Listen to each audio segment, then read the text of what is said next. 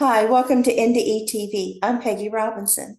Today's guest is Julie Pepievis, and she's going to tell us about her near-death experience. Now, yours is from a car accident. Yes, Peggy, mine is. Okay, so start wherever you like, and feel free to take as long as you like. Okay, thank you so much. And thank you for having me, Peggy. I'm happy to be here. Thank you for this opportunity for me to tell my story. My injury happened when I was leaving a shopping mall.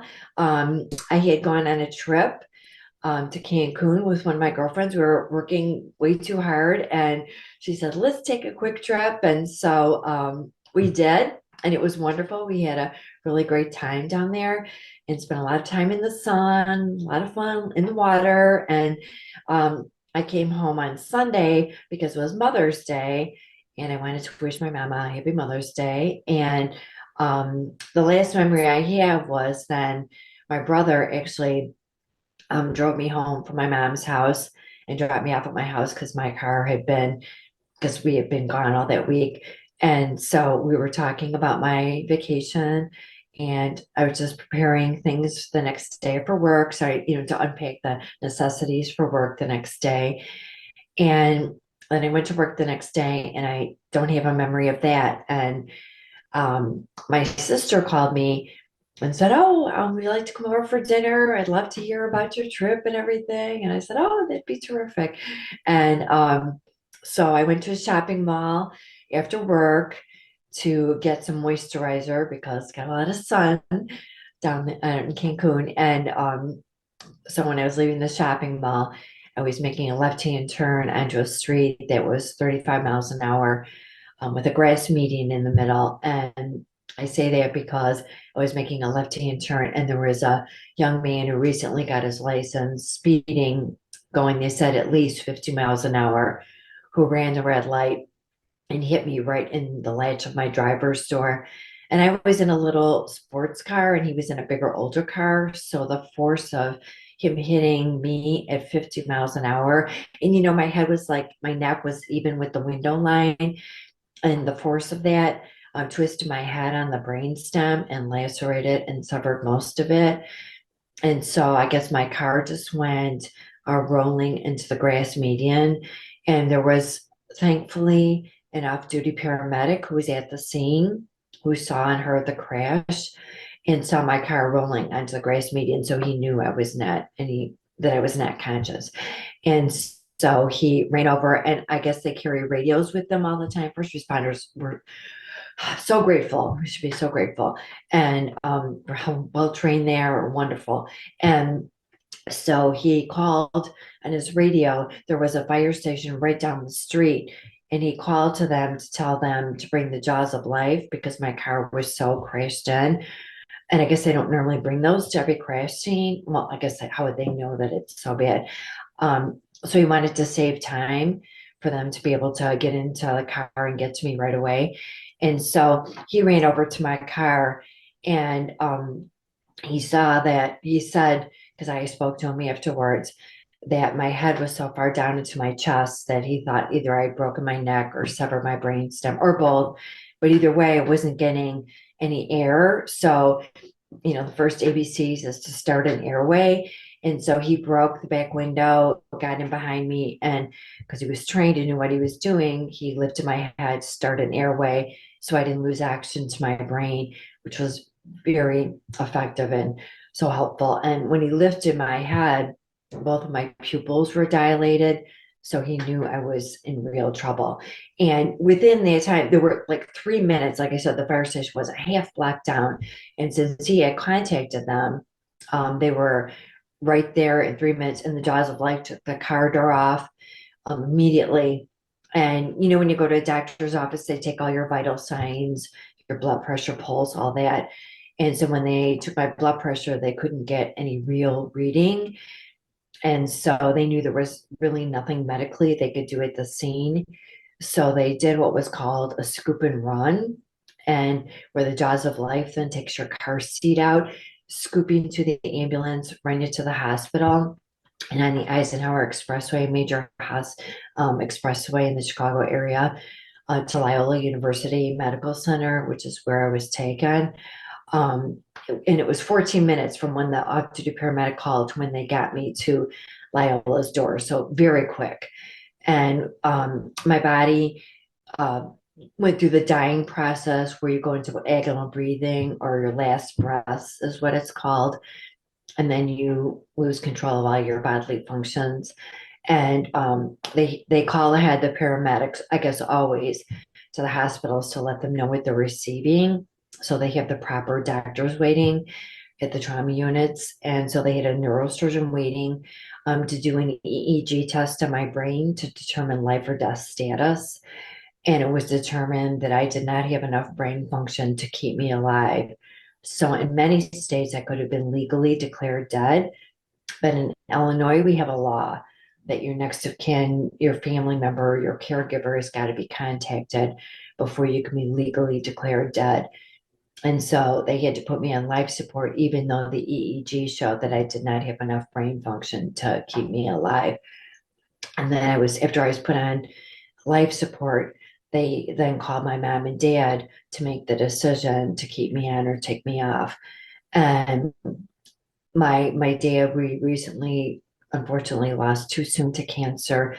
And when his oncologist said to him when he was in hospice, I'm sure, Mr. Pepievas, this was the worst day of your life getting this diagnosis. And he said, no, the hearing about Julie's crash, that phone call was the worst day of my life. And my family, we're very close. And my dad and I had talked about that. And I can't imagine, I was never able to have children because of my injury, but I can't imagine anything worse than that, to have your child be so devastatingly injured and you have to make that decision. And they were brought into, so my parents ran to the hospital, or drove very quickly to the hospital, and they were put aside, they were taken aside right away by a chaplain, a doctor, and a nurse. And they were told that 96% of people with my injury die within the first 24 hours. And the 4% of people who live actually are semi-vegetative, being toileted and fed in a nursing home. And so my parents made the choice to have me cared for at home, for however long that I would live, but certainly to keep me on life support because I was 29 years old and I was training for a biathlon when I was injured. I've always been an athlete, and you hope for the best, right? Even though there was a 96% chance that I would pass. And honestly, my parents didn't know, of course, at that time, but I did pass, and that's when I had my experience in heaven with my two deceased grandmothers. Um, and do you want me to talk about that, or do you want me to go on Yeah. about my Go ahead and injury? tell about your NDE. Yeah.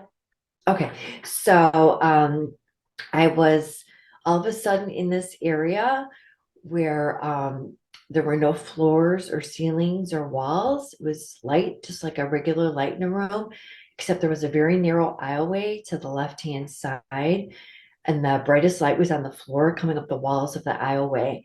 And I was drawn to go down that aisleway. I wanted to go down that aisleway so bad because I thought that's where I would see God. And first of all, I was going to ask him why he made that aisleway so narrow, because I'm like, how would a lot of people pass away like in a natural disaster or something? How did they all fit? I remember thinking that. And I'm like, well, I'll ask him when I get down that aisleway. And I knew that I was in that area, in that place. I knew I was in heaven, and I knew I was there because I was dead. And I was okay with being there, and I wanted to stay there. I felt like I had gone home, like I belonged there. And the next thing I knew, I was before my two deceased grandmothers. And they looked happy to see me, and I was happy to see them. They looked like my grandmas, like before they got ill, and we all were smiling. And I suddenly was before them, and I said, okay, come on, girls, let's go. I waved with my right hand, and my grandmother said, no, you can't go with us. You have to go back. And I remember feeling very frightened. And that's when I was really upset. And I said, well, no, I can't go back because I'm not physically okay. And I was pointing to my left side that was paralyzed. And how I knew I was paralyzed, I don't know. And she said, your body will heal. And it's not like she was talking with her lips. I couldn't take my eyes off her eyes. We all had blue eyes, and I couldn't take my eyes off her eyes. There were the endless tunnels of blue light, and I was transfixed on looking at her eyes, and I really felt God's presence. And like I said, it's not like she was speaking the words to me. I felt like he was talking to me through her. And then she said, after my body will heal, then she said, go back and be happy. And so I have a book that, I have a website that, everything is go back and be happy, because that's what my grandmother told me to do. And then actually, the next memory I have after that was waking up 6 weeks later, because after a month, they transferred me from Loyola University to Marion Joy Rehab Hospital, still in coma. And after I was at Marion Joy a couple weeks, I woke up from my coma, completely paralyzed on my left side, not being able to see or speak or actually swallow. I was fed through a tube in diapers, completely paralyzed. But the memory in heaven was the first thing that I remembered. And I'm so thankful that I had that, because when I woke up, it's so overwhelming when you're that disabled and you're not able to do anything. And I just kept thinking, and then later my neurosurgeon told me the suicide for my injury is 85%, because if people are able to take their own life, many do, because what kind of life really is that? I mean, it's terrible. And um, no one was telling me at that point, what kind of recovery. All people kept saying to me was, "Oh, we can't believe you woke up. We can't believe you woke up." And I thought, why do people keep saying that to me? Well, I had no idea. First of all, I had no idea your brain had a stem, and actually, it's the top of your spinal cord is really what it is. And it's the thing that connects, and it's what makes your brain speak, gives your body a heartbeat. And that's why you can hear a heartbeat in a mother's womb, is because one of the first things that's developed in a fetus is a brainstem. It's, my neurosurgeon called it your candle of life. I had no idea. I'm an accountant. I had no idea that your brain had a stem, and how much power it has in terms of life. And so that's why I know so many people were surprised, so many medical professionals, and so many have called it a miracle, because after, when I was still in the rehab hospital, they brought me back by ambulance to Loyola for an enclosed MRI, where they, get the cage around your head, and they filled my brain and spinal cord with dye to see exactly what damage was left and what, I was going to be dealing with at that point. And for anyone who's had an MRI, you can hear the operators like in the tube. And so I heard them, and all of a sudden I heard them say, her brainstem is normal. And I said, I can hear you guys. I can hear that. And I thought in my head, when they said that, I thought, well, that's what my grandmother said, that my body will heal. And I know that it was God actually saying that to me. And that's what my doctors still call a miracle to this day, because 10 years ago, then, to make a very long story short, and I can go back, you can ask me whatever you'd like about rehab, but I ran a triathlon. Like I said, I've always been an athlete, and my neurosurgeon would only let me do an indoor one, and I swim now. I can't do freestyle because I don't have the forward motion of my arm, my left arm that was paralyzed, but I can do backstroke because I can do the backward motion. So however much sense that makes, it's crazy, Did but you say you ran a marathon after this? I did a triathlon, an indoor triathlon, where Okay. it was controlled, because my neurosurgeon said, I can't let you go out in the open water. He said, that's too dangerous for you. Okay. So yeah, I did an indoor triathlon, and I was, So you I, can walk?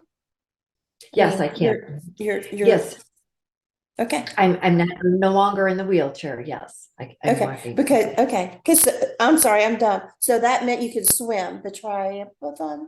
I don't know. Yes. Okay. Yeah, swimming, Okay. triathlon is swim and then biking and then running. Okay. And because I don't have the balance to ride a bike by myself either, like my boyfriend and I, we do the tandem bike, and that's how I trained with my team for the triathlon. I don't have the balance to ride a bike. So this, I had to do an indoor one where the swimming lanes are controlled and it's an indoor bike because of my balance. I can't do Okay, bike outdoors and then running. okay. Yeah.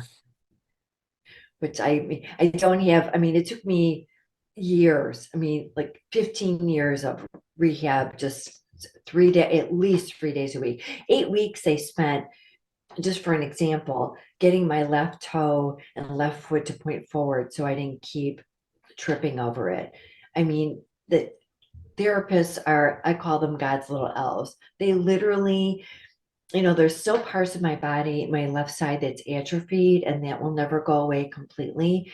Like when everything was shut down with COVID, I couldn't actually go back in the water, and I swim every weekend to keep my body mobile.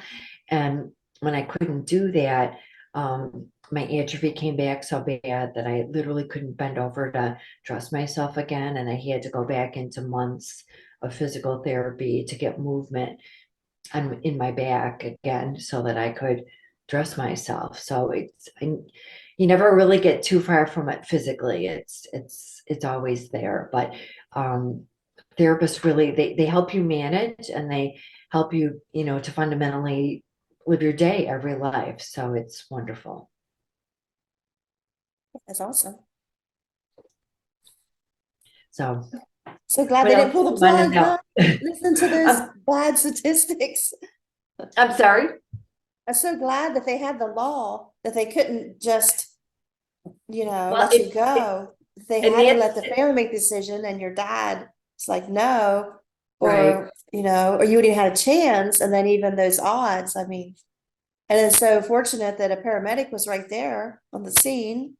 Yes, I mean, God's hand was in this all the way. And my parents, my mom and dad, um said, it really didn't feel like a choice to us. Like, you know, like I said again, I'm not a parent, but I imagine that when someone says it to you about your child, you're not going to say, "Oh yeah, just take them off the life support." I mean, you're always Right. going to hope for the best, and you know, you just hope for the best, and you want your child to be well and to heal. And so and that's one of the other things too that my neurosurgeon said. That's why I speak at so many places, and medical schools, and I mean, just all over the place. And also he told me to join a program that the College of Neurosurgeons put together called Think First, because it's an injury prevention program where I speak to schools, because he said, I'm sick and tired of seeing these kids and young people come through with these injuries that we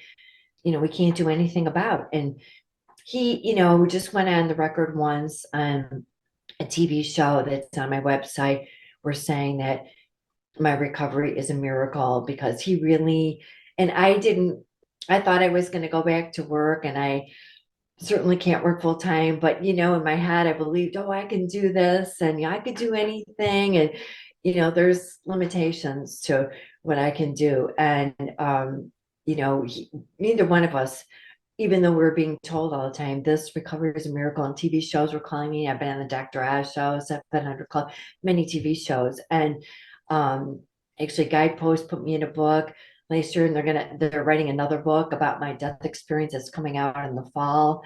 And so, just because of the miraculous nature of my recovery. And, I didn't, it's not that I didn't realize it. I mean, I understood what they were saying, but I just wanted to live my life. And even I thought, okay, I'm going to do this work of all the rehab, all these years, I'll get through it. And then I'll go back to living, as normal of a life as I can. And I have, but my life is completely different in terms of the work that I'm doing. And I love the work that I'm doing. I love to do all the speaking. I love to share this story. And when I was in the rehab hospital, and after they had done my first voice box surgery, the chaplain brought in communion to me every day.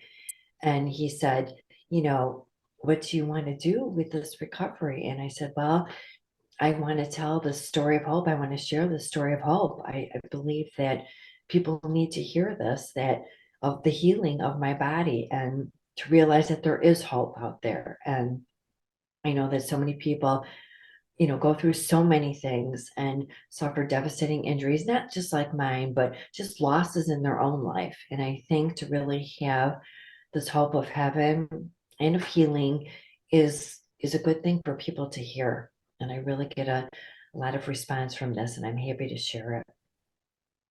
That's what I love about doing this podcast too. Like you're saying, is because I feel like so much of my life was dealing with people that didn't want to hear these kind of things. Nobody Mm, wants to hear sad things or yeah. problems. And I was always thinking, why? I'm there for people that have sad things and problems. I like to help people. How come nobody, it's like no sickness, no injury, no imperfection? Like we don't discuss that. Everybody's trying to brag all the time. That's what I was seeing in the Mm, world, was everybody, how wonderful this is, how wonderful I am, how wonderful. And like even on Facebook, they don't want you to have a bad day or talk about something bad in the news. Like you want rainbows and kittens and flower pictures? and it's our Uniformly. reality.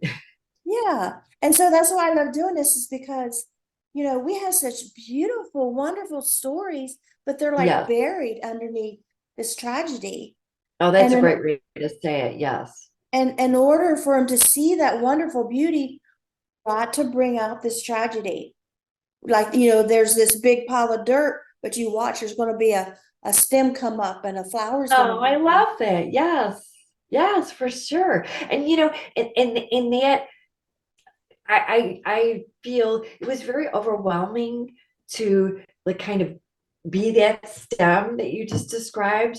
And I remember having a discussion with my mom and dad, and my dad said, well, this recovery, this is going to be a responsibility, Julie. And I said, you know what, Dad, I understand that. And I agree with that. I understood what he meant, and I thought, yeah, I knew what he meant. And I have felt that way. And that's the same part of the discussion having with the chaplain, that I wanted to share the story, because I feel like, how could I keep this to just myself? People should really know this kinds of things, because, like you said, people do go through things, and just because they don't share them does not mean that they don't exist.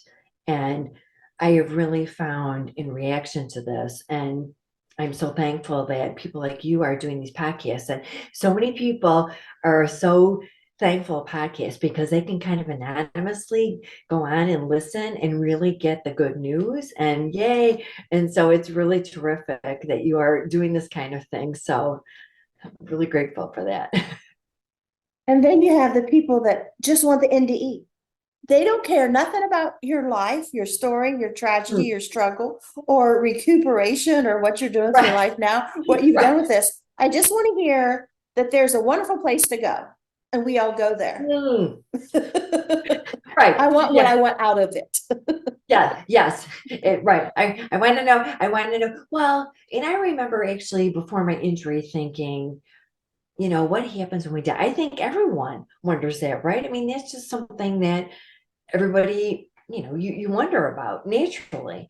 And right. And nobody wants to know that, I work now for Fairhaven Wealth Management, and I help people prepare, that you need to financially prepare for things with insurance and financially and get your life together. And it really does help. All of that really does help, the logistical things that you really need to do, honestly. But you're right. People just want to hear about heaven. And I think, I really have not had anyone come back and say, no, we don't believe you.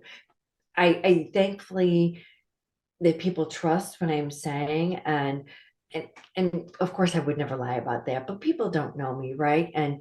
Um and like you said, I think people are looking for that. They're looking for an answer. And everybody's looking for the quick fix. So I think that's why everybody wants to hear just about the NDE, because they want to know, okay, what happened? Really, what happened? And, Yeah. what can I expect? Yeah. It And almost feels like they're not capable of compassion. mm, that's, see, that's why I love talking to you guys, because, right. I think compassion is, and when you meet compassionate people, you know that. And I think, unfortunately, this world is hardening a lot of people and making people less compassionate, because I think that's seen like as a weakness.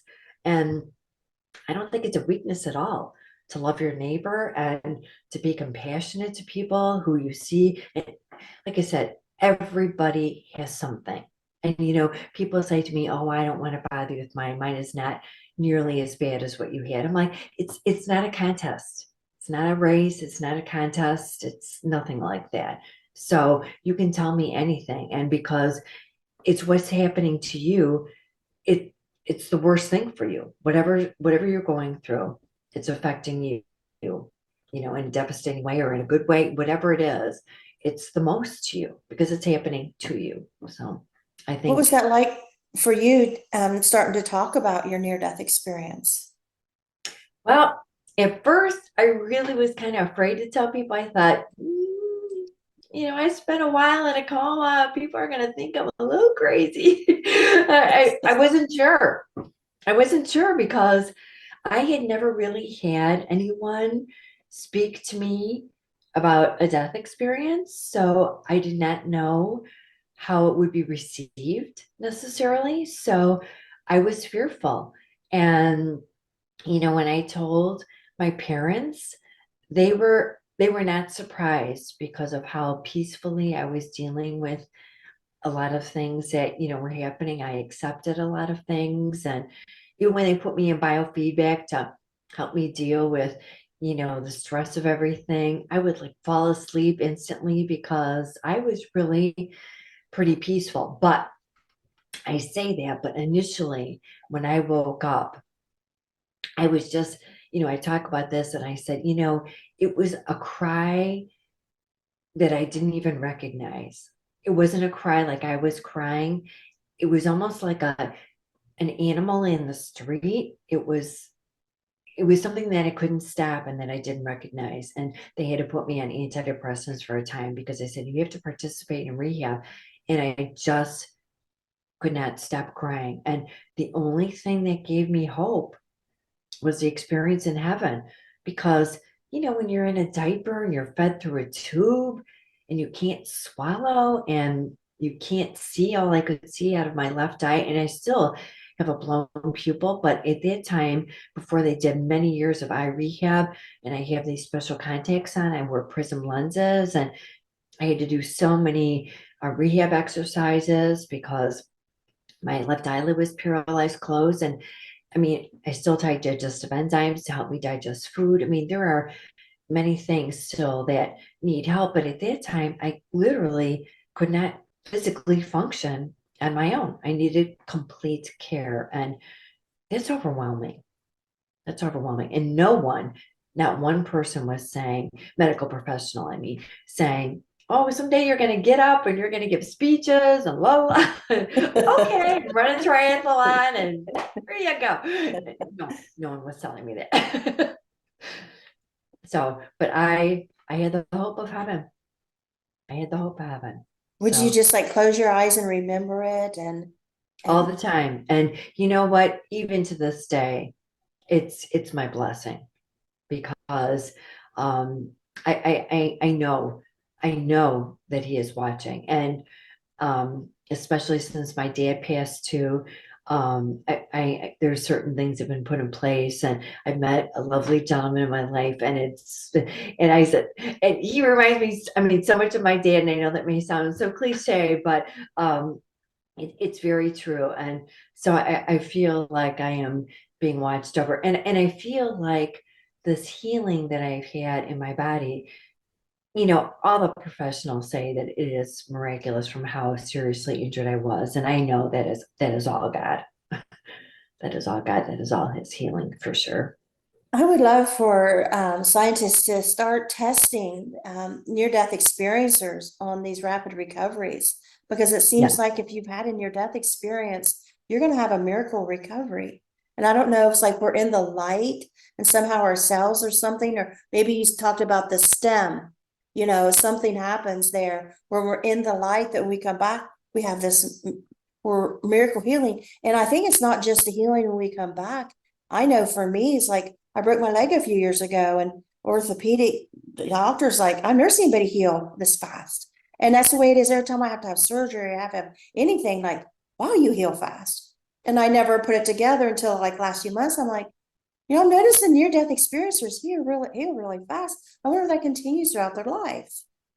Yes, that is always something that I've wondered about too. And it was actually, other podcasts that I've done, and there was a group that does near-death studies around the world, and they said, wow, it's so unusual that God showed up in your grandmother's to you in heaven. I've never heard a story like that. And I'm like, oh, yes. I knew it wasn't my grandma's, even though my grandmother would love to believe it was her idea to say that about healing. But I mean, I knew that it was God speaking through her. I could just You're feel saying guides? I'm sorry. I'm sorry. Are you saying it was God showing up to your grandmother's or guides? Yes. I didn't. No, God. God. Okay.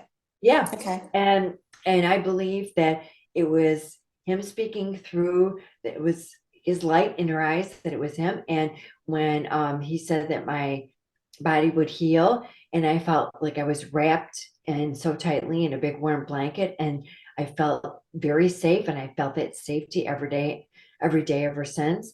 I believe that's the Holy Spirit. I believe that is the Holy Spirit, the living spirit, every day. That's what I believe. Yeah. God can do anything he wants to do. He's That's God. right. That's right. That's the best way to sum it up. Yes, I love it for sure. I see Yes, so much in the comments, people say, well, God wouldn't say that. Well, God wouldn't do that. And I'm, God can do anything he wants to exactly. do. Well, and I'm going to have to come back with that. I love that because that just stops it right there, and that's the answer. That is the answer. And people have said to me, how do you think, or how do you feel about God allowing this to happen to you, for you to be hurt so badly? And I said, look at what I'm doing now. Look at the work I'm doing now. Before, I was an accountant for Price Waterhouse and McDonald's Corporation, and I was an account executive for Estee Lauder, and worked hard and did good work. But look at the work that I'm able to do now with the blessing of the And the storm. odds that you would have survived this and done anything other than drool. Right, right. I mean, it's how you Exactly. look at it. Like, did God do this to you, or did he do it for you? Because you had a miraculous recovery. Exactly.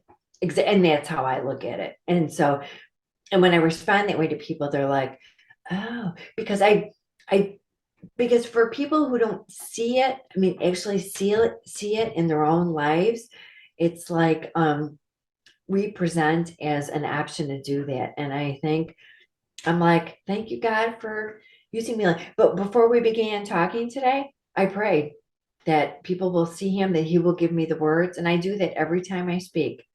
I do that every That's, time I speak. And he that's does. awesome. He gives me the words. Because, I believe he knows he's going to go back and share Oh, for sure. Oh, yeah. I mean, he knows who we are. everything. Well, and even my parents said, you came from him, you will go back to him. And we're just here as your parents on earth and we're here to mess you up in our own special way. And he said, every parent, does that. We're just people, we're just human beings. But, you came from him, and you'll go back to him, as we all will.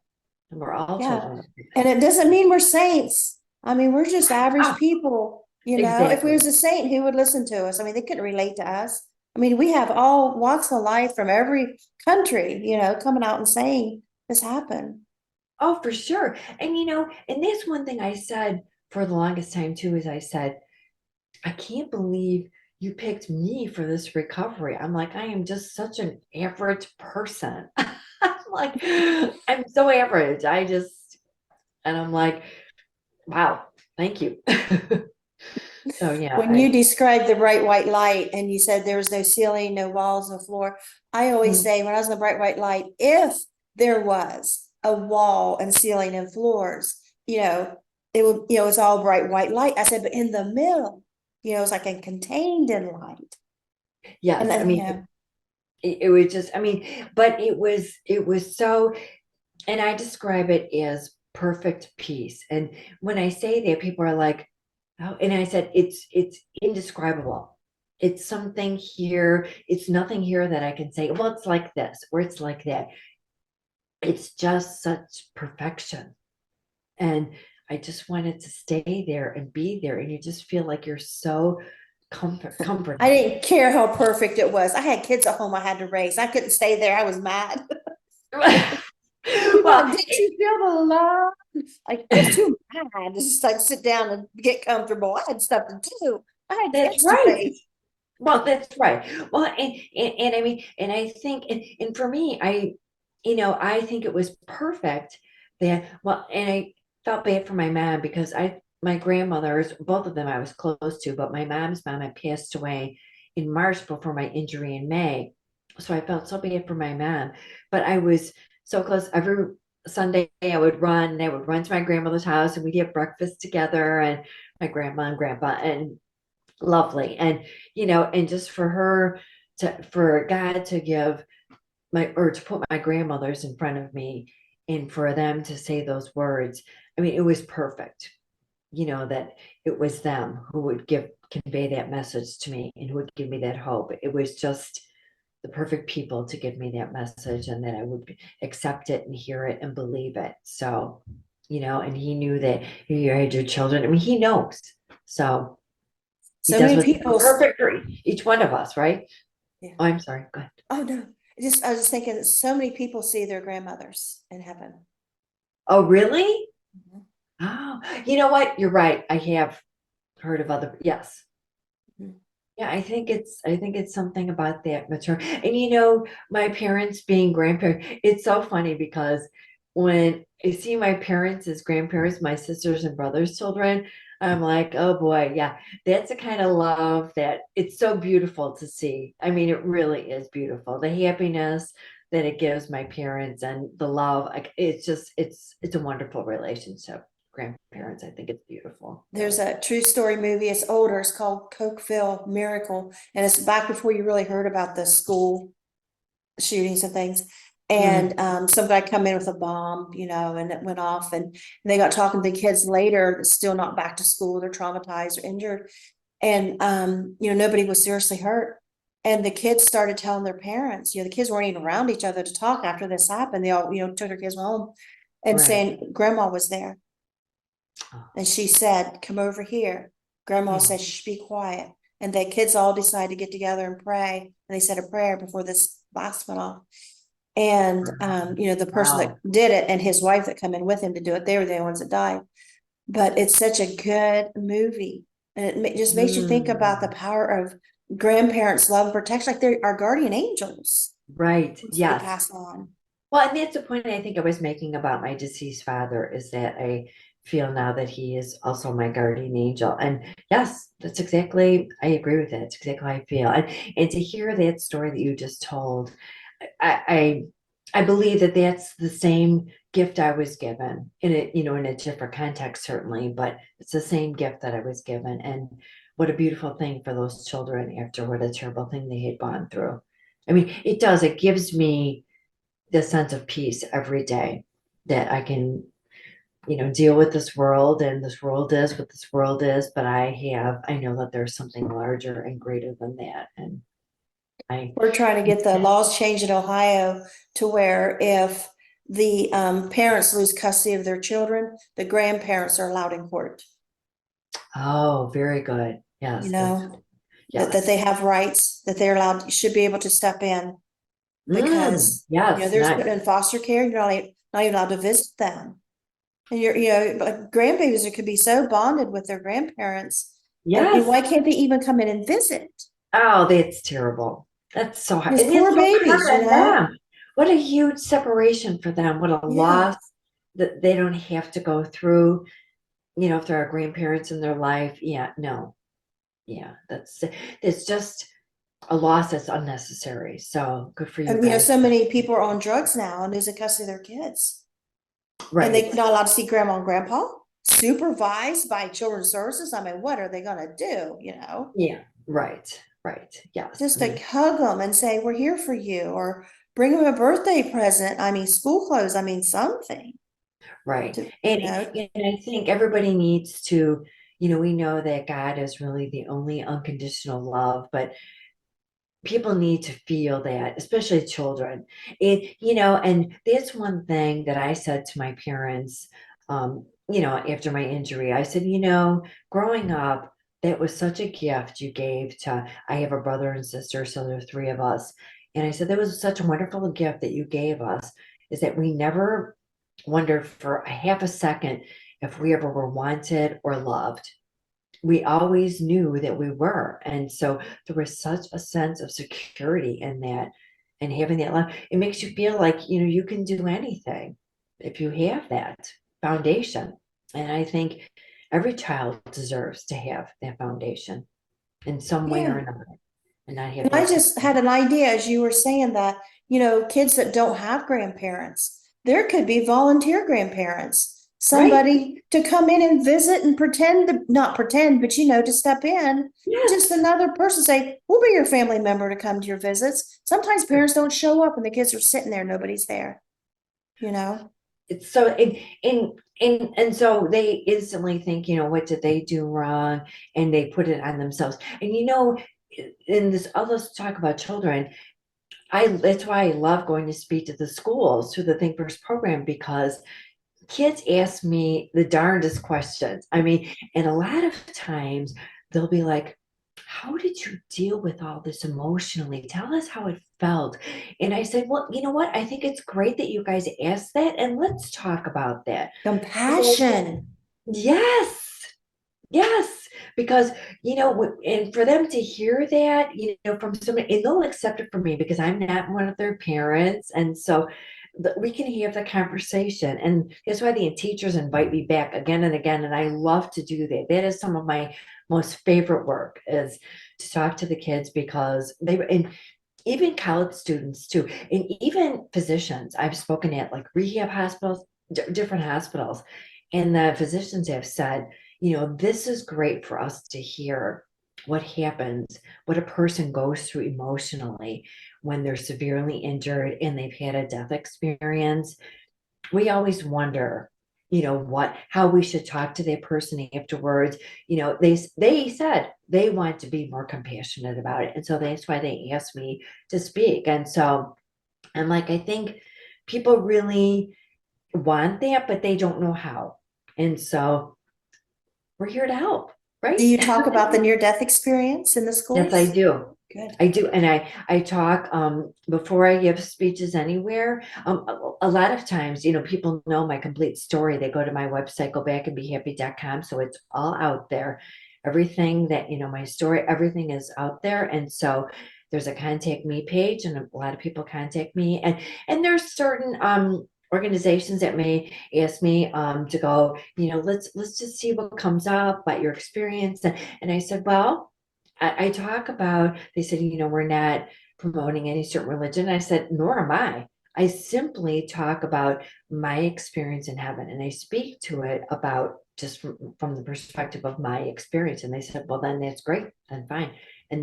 But I'm open to having a dialogue with anybody. And everybody has allowed me to speak about my experience. So it's been really very nice. It's been wonderful how God gets me in there.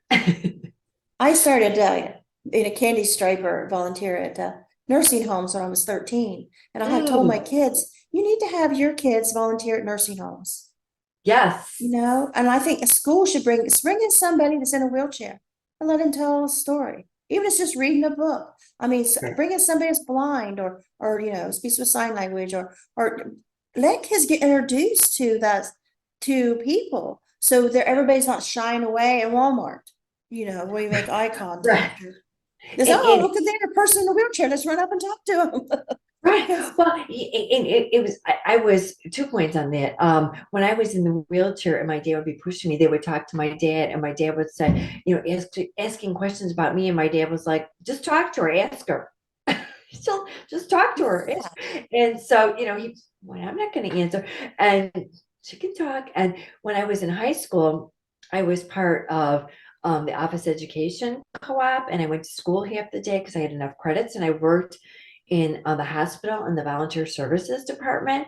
So I worked with the volunteers, and so I went with them on different assignments, and that was the same type of thing as you're talking about telling your kids to do. It was really eye-opening for me. And I think that time spent in hospitals was a wonderful experience for me. And when I was in college, I worked in the evenings as a hospital transporter. I love that too. And I'm like, I just think all that exposure to people who are sick and going through a terrible injury or illness and feeling comfortable with that, I think is really life changing. God knows who's going to share. Right. Yep. For He sure. knows us. I mean, Yep. we don't have to be saints. We have to be, like I said, there, we don't wake up from an NDE. We're a professional speaker. We're a published author and know how to write a book. We don't know No, any of that. We don't have to do a no, podcast. no. Well, this is people are telling me, oh yeah, you should do a podcast. And I think, I don't know how you all do it. I'm like, I I mean, didn't we have make a clue. I just knew I had to. well, and I think, and you know, it's fun, and I thank God for people like you who have done this. And I mean, I give you all the credit in the world for doing this. And I felt the same way about a book, and it was a very just difficult process to go through with the copyrights and everything. And oh my gosh, it was just a Yeah, lot. I mean, and I actually had my story optioned by Hollywood a couple times, and I walked away really. from that because um, then I would lose all rights to talk about my story or have it told the way I wanted to be told. And I could not do that to God. I promised him that I would tell his story truthfully. And and so they told me, you know what, in Hollywood, they said, your story has got so much substance to it. It can be made into a documentary. And I live outside of the Chicago area, but now it doesn't matter where you live. I would love for it to be made into a documentary. And I've been approached by people, but I'm just waiting for the right person to approach me to do the story in its context, in its real context. And I'd be happy to do a documentary because I believe that that would just further tell his story. Well, what I did is I just hired someone to do the script, the Mhm. screenplay. Screenplay, right? Yeah. And so it's And almost done. And then I don't know what will happen, wow, but I didn't know what would happen when I wrote a book either. I thought I was just right, gonna put it in a drawer somewhere and tell my kids, give it to my grandkids when I die. You don't know what's right. gonna happen. So I'll get that part done and then we'll see what God does. So Oh, well, good for you. You're taking the first step. So yeah, you'll have to let me know what happens. I'm always curious. And okay. I'll be rooting for you, trust me, because I know that, and just like in writing a book, I know that there are a lot of people who have a story to share. So I feel like that's why God will tell it in the way that it's supposed to be told in his time. I truly believe that. And um yeah, I did. People think that I'm at first they think, oh, you had an opportunity to have a movie made, and I'm like, oh, I just It's gotta be true. that's right. It does. Exactly. When I And hired an editor, she was a ghostwriter, and I had sent it to her that's what I company, had and too. she Mhm. was Yeah. supposed to, give it to someone. And she's, I'm keeping this for myself. She's, I'm going to the bathroom with your book. I can't put it down. And so Hmm. she started, doing the editing, and I was like, I told you it has to be 100% true to my word.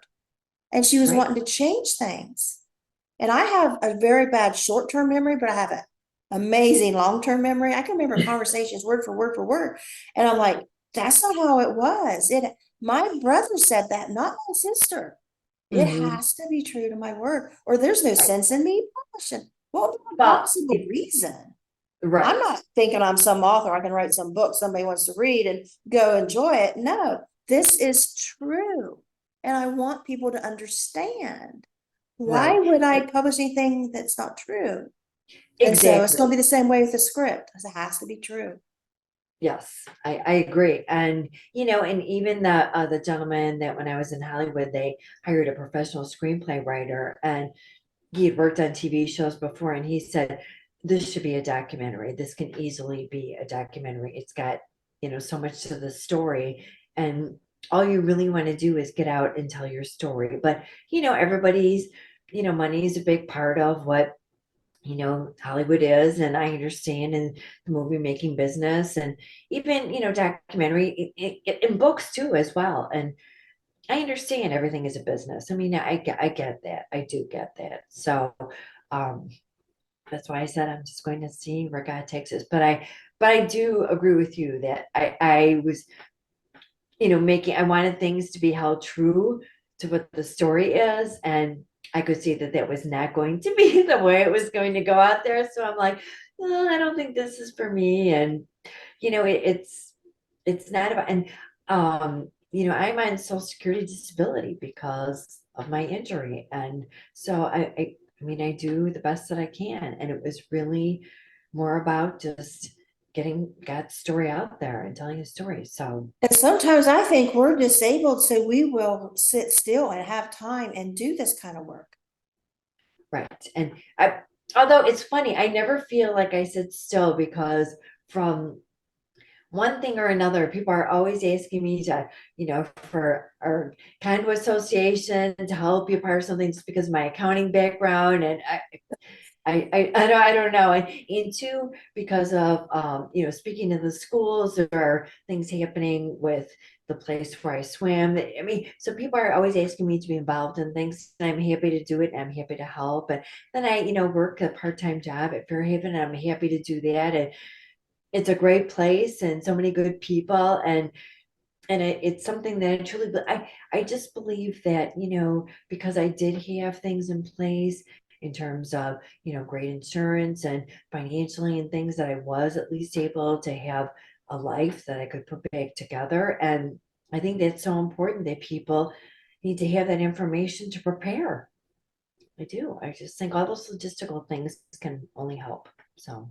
I had a guest on a couple weeks ago, and she's still in her wheelchair. She was shot at a school shooting when she was 15, Oh, and it bounced around and hit her, and it come out her back. But another girl was hit in the exact same place, and she died in the hospital when she got her there.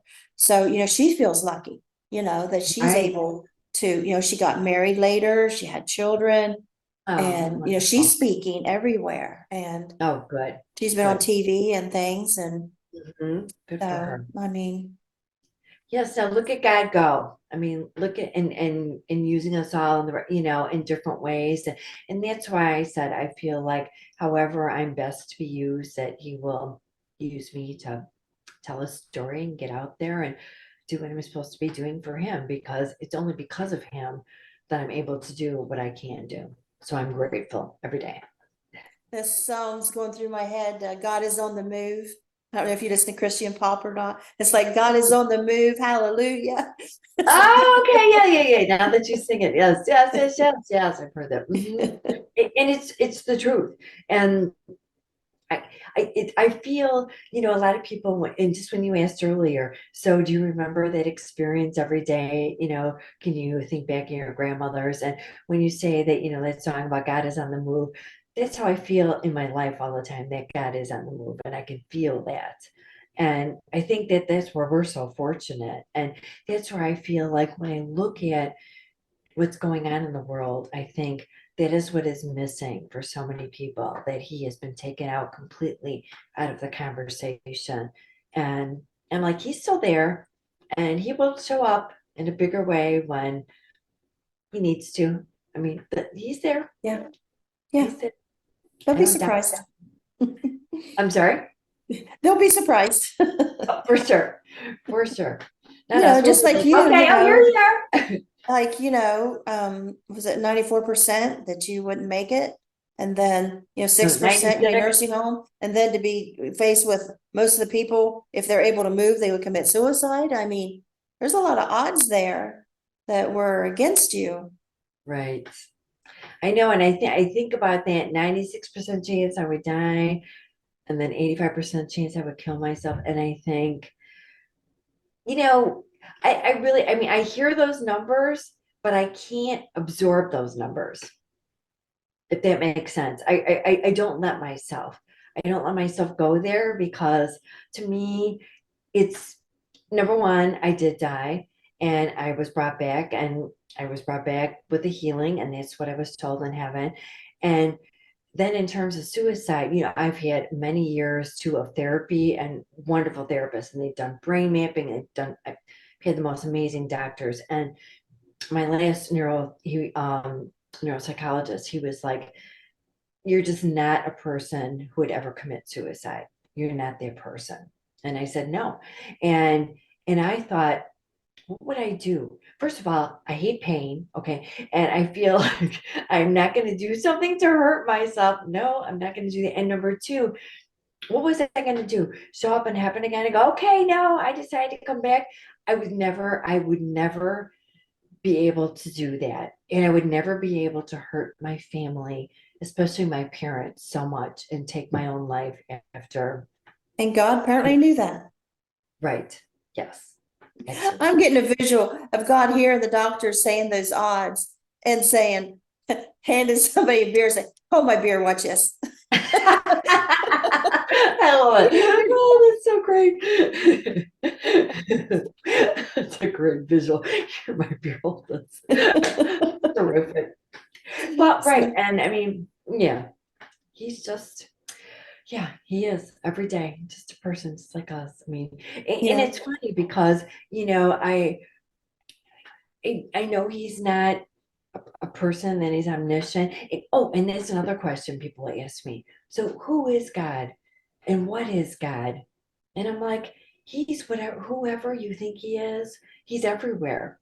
And whatever you think, whatever you believe, that's who he is to you. And Yeah. believe. Yeah. And if you think he has not prepared a mansion for you, if you think he is not real, I don't know what you're going to see on the other side.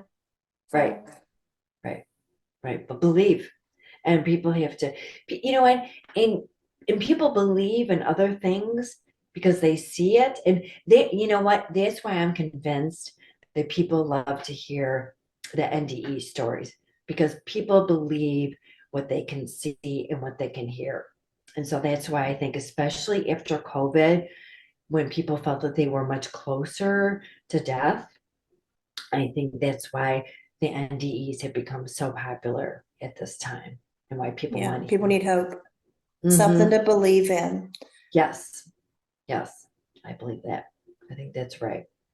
Yeah. And, I feel bad if people say, well, so and so, they're a vegetable, or so and so's in a wheelchair. Or, why did my child die of cancer? Or why did, they killed in a car wreck? And why did this and that? And like, only God knows. But when you think Right. about it, where were we when we were on the other side? We were in a place that was taking care of us. So that's Oh, where they are when they go. exactly. And I say that to people, but again, I and not being a parent, but I can't believe there would be a greater loss than losing a child. And so I think to ask those questions makes sense. I think if I were a parent, I would ask those same questions and wonder why my child had been taken from me. And especially at a very young age when parents have to go through that. And too, after seeing their child suffer, I have a very good friend of mine who I used to work with, who her daughter was taken as a teenager from after suffering with cancer for years. And there is no explanation there, and there's nothing I can say to her to make that loss feel better. I mean, she knows my story and we're great friends and they have great faith, but it's still a loss. And will forever be a hole that really won't be filled in this lifetime. Yeah. And I've And had people say, well, I want an NDE. I'm jealous. You had an NDE. And I was like, my second NDE, I lost my twins. I was pregnant for twins. I was only 2 months pregnant as ectopic pregnancy, but I wanted those twins. I had surgery so I could keep those twins. And, to this day, if I see someone with twins, I can't help but mourn all over again. I sure, of smile at course. them and I speak to the mom and I'm happy, but a part of me is I want my twins. And we adopted, and there was a set of identical twin girls, 8 years old. I still mourn my twins. It's just, Oh, yes, like lovely you're always needs. going to miss your dad. It's well, right, but it's a very natural mourning. I think it would not be natural if you didn't mourn that. And yes, I mean, the blessings that you've been able to have since then, but still, losses are real. Just like blessings are real, losses are real. And so that's why I said when people tell you, well, I know it's not compared to, I said, but it's that real for you. And it's completely real for you. So whatever loss you have, it's a loss for you. So I don't think there's any measurement Yeah, I always say, we're all given crosses to bear. for And it's sure. what we do with that. Like we can try to help other people. Like I know what it's like to be an abused child. So I promised myself when I turned 18 that somehow, some way, I was going to help abused kids. And I ended up becoming a child abuse investigator, had 60 foster kids, adopted Oh, 10. wow. I was God, determined. I will do something about this. I will not forget. I amazing. refuse to forget. I will do something. And, like you going around speaking, what we can take that pain and suffering and make it beautiful, a And better I world, a feel better like, place somehow. right. And I feel like I would be doing the wrong thing if I was not telling this story. I feel like God didn't give me this gift of healing so that I could go back into accounting, and, you know, and I don't mean to minimize it. I use accounting all the time, but I mean, I just feel like after being given this experience and this healing that, and he knew what I would go and do, and that I could not help but tell people because it's so wonderful and that they should be able to share in this blessing. And for you being the kind of person that you are and so wonderful and bringing all those children into your home and giving them hope and a life. I mean, that's such a special thing to do. I don't know that I could ever do that. I And don't recommend it. I wouldn't oh do it my ever God. again. You're I would be like, totally selfish and self-absorbed. I would have been out partying every night like everybody else. well, I don't know that I'm out partying every night. I mean, that's the thing too, is that, I think sometimes, people think because you live a single life, and it's not like I haven't had a couple opportunities to be married. And I was divorced the year before my injury, and I had left my ex-husband, and he passed away of his alcoholism. Is the reason that I left, but I was not going to bring children into that situation. And then I wasn't able to have children afterwards. So Why is that? Something about the injury or? yes, because so like I can't even push to like have a bowel movement.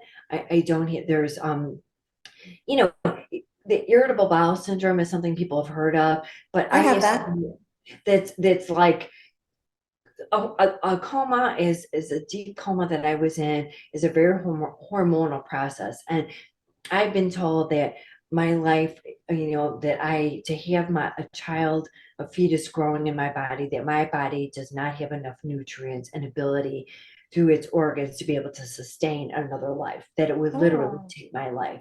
And I would never want to get an abortion, but I would be one of those cases where it would have to be allowed. And so I thought, then I'm not going to get pregnant because I'm not going to do that to myself and or to a fetus or a child. I mean, I would never want to have to go through that. And so I was told that, so they put an IUD in me so that it would help because I was just bleeding out completely. And I went through menopause early. Just, it was almost like my system didn't know what to do. And so the doctors were like, your body would not be able to live through a pregnancy.